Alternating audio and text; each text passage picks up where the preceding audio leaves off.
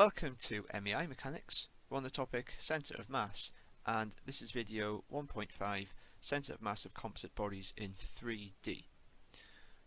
Now, we're already familiar with the idea of centre of mass, how we can calculate it in 2D for simple shapes and for composite shapes in 2D.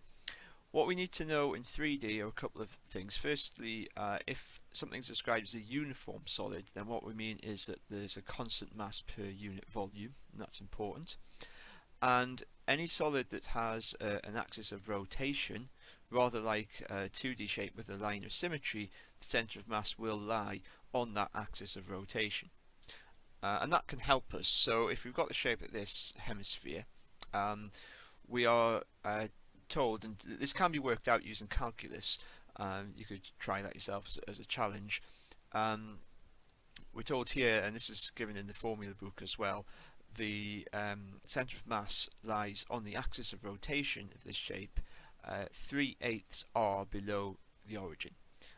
Let's show precisely what we mean by that. So the origin here we're referring to is the centre O of this hemisphere. So if this was an entire sphere, it would have a centre here. Okay, so that's the point that we're referring to as O. R, of course, is the radius of this shape, and 3/8 are, well, it's going to be around about there. So if that's 3/8 r, that distance, then that point there will be the centre of mass.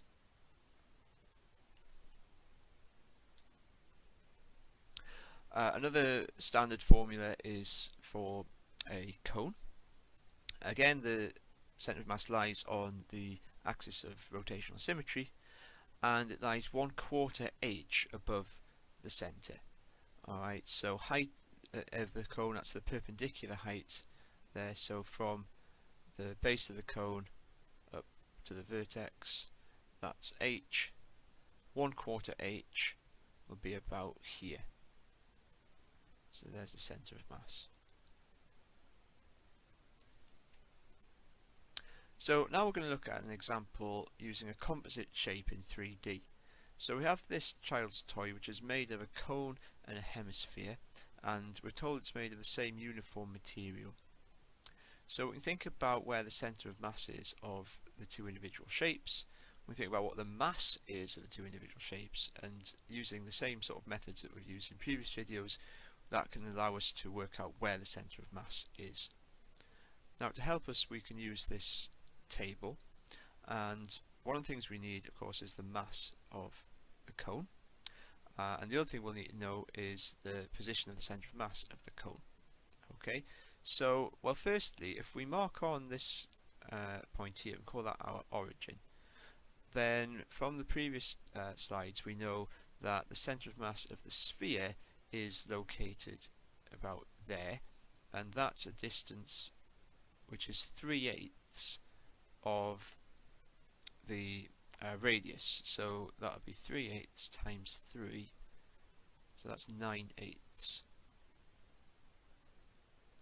And then the cone will have a centre of mass somewhere around here, and we know that's 1/4 of the height of the cone from the origin, again from that standard formula that we've already seen.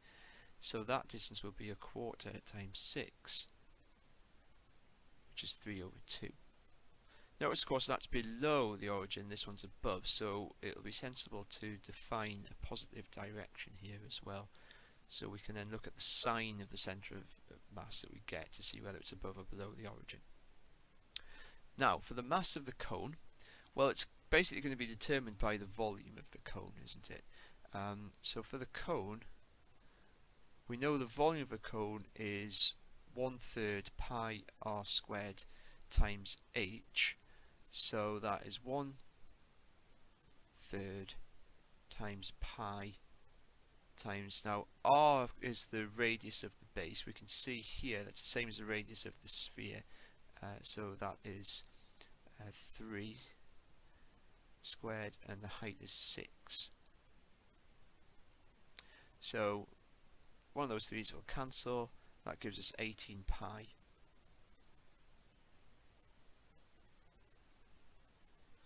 Now that's the volume of the cone.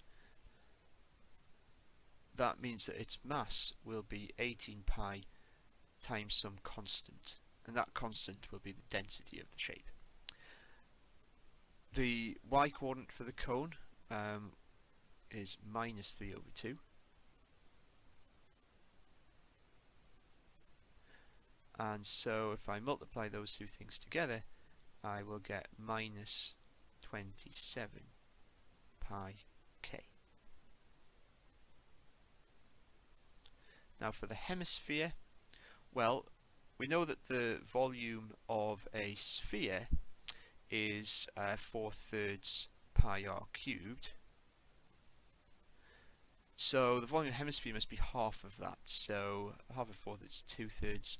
So we're looking at 2/3 pi times 3 cubed for the volume of the hemisphere. So that is, interestingly enough, also equal to 18 pi. Now that's sort of coincidental. That's purely because this happens to be 6 centimeters. If that was any other height, then they wouldn't be the same. So please don't think that that will always be the case. So that's 18 pi k. And it has a y coordinate of 9/8. If we multiply those together, we get 81 over 4 pi k. So from this point on, this should be looking fairly familiar. We understand what to do. Then we add up the total to find the total mass, and then we find the total of the coordinate times the mass. And so we've got all that information in the table here, and then the relationship between the center of mass of the shape itself and those totals is simply that we can get that center of mass by dividing the sum of the coordinate times the mass by the total mass itself. So we'll be doing minus 27 over 4 pi k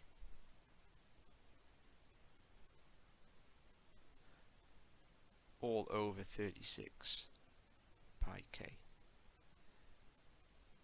And so the pi's and the k's will cancel, and we end up with a value of minus 3/16. And of course this is in centimeters, so it's minus 3/16 centimeters. Now we defined this direction as being positive earlier. Now that we've got a negative number here, we can say that the center of mass lies below this line, a distance 3/16 centimeters below here. So roughly then 3/16 of 1 centimeter, that's very close. If this whole thing is 6 centimeters, then 3/16 of 1 centimeter is going to be somewhere around here, quite close to that line, but definitely below. So that distance there is 3/16 of a centimeter. So that concludes video 1.5, centers of mass of composite bodies in 3D. Video 1.6 will be centers of mass and equilibrium.